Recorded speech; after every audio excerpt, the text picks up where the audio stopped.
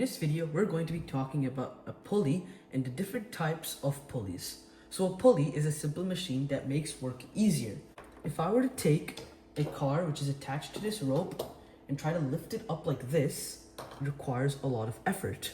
Meanwhile, if I were to put this simple object over here called a pulley, and if I were to instead of pulling it up straight, if I were to just pull it off of an angle like this over here, it can make my work easier. But are there ways that I can make this even more easier? Well, this is where the different types of pulleys can help us figure out how to make work easier. The first type of pulley is a fixed pulley, like I just showed. The fixed pulley here is at a fixed position and allows the rope to be able to pull the object up. Next, we have a movable pulley. The movable pulley moves with the load or the object and it's fixed to with the rope. Then we have another rope where this pulley is attached to, and this rope connects to a stationed area.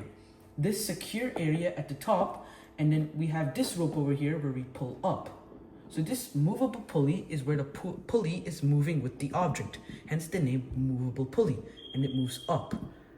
Now, one thing I haven't mentioned is mechanical advantage. Mechanical advantage allows us to determine how much effort we're actually using and how much of a difference of that effort we're using based on the different types of pulleys or different types of simple machines that we have. For example, if I were to calculate the mechanical advantage of a fixed pulley over here, I would have to calculate the force and the resistance. So in this situation, another way we can calculate it is through the effort equals the weight over the number of ropes. So in a fixed pulley, we could obviously see there's one rope only, and that connects it over here with the load or the car in the situation. So let's say that our weight in the situation was 30 kilograms and there was only one rope. That means that we would have to use an effort of 30 kilograms. Now that we figured out the effort for a fixed pulley, now let's see the effort for a movable pulley. So we're going to put the exact same formula, and let's say it's the exact same car, 30 kilograms. But the only difference here is that instead of there being one rope, there are two ropes. So we have one rope connecting the pulley to a stable surface at the top, and another rope that allows us to pull it up. So there's a total of two ropes. This gives us an effort of 15 kilograms. You can already see how much effort has already been reduced with the use of a movable pulley. Now, we're going to be moving on to these compound pulleys. Compound pulleys are a lot more complicated because they both simultaneously use a fixed pulley as well as a movable pulley. So in this situation, I have the fixed pulley at the top and the movable pulley at the bottom. There are three ropes, one rope here, one rope here, and one rope here. So then I pull it down like this, and it takes a lot less effort than these two. So if I were to again calculate the effort, I would again put the exact same equation. And if I were to do that, we would get 30 kilograms. Let's say it's the same car, but since there's three ropes, then what happens is that in this situation, we would have a total of 10 kilograms of effort needed to be used.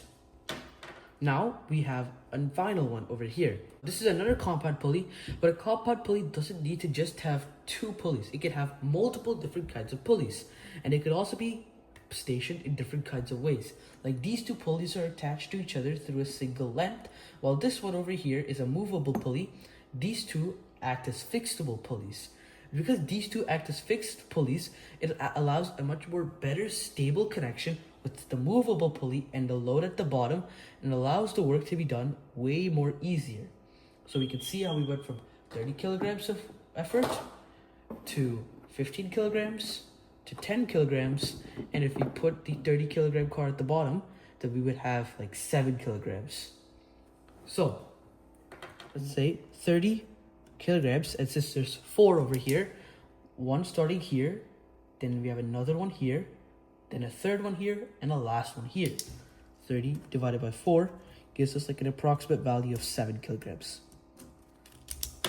Now, because this is a lot less work, we've been able to find many inventions that use pulleys and make work easy. Like, for example, in construction or manufacturing, they use these simple machines to be able to make products or to be able to move products from one area to another. So in summary, to be able to figure out the effort that we need to use, the effort is calculated by the weight of the object divided by the number of ropes there are.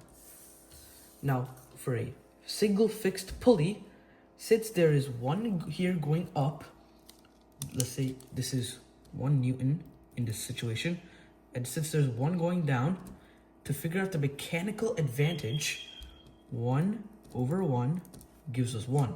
And the direction is changing because this one is going up, but this one's going down. So there is a change in direction. Now, if I were to look at the second one over here, we have, let's say this over here is holding it at like 1 Newton. But since these two are moving in the same direction, it would not be a change in direction. And since they're both holding the same object at, again, 1 Newton force over here, this would mean that there's, if we add these together, 2/1, which just goes to 2, which would be our mechanical advantage in this situation.